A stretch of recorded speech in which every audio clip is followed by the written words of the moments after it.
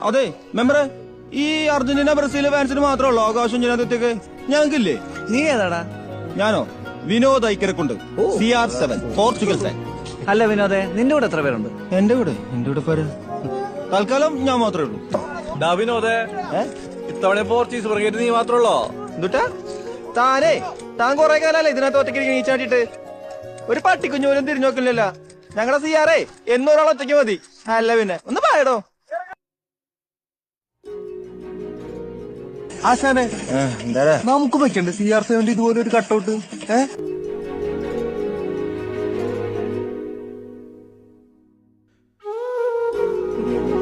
Ronaldo.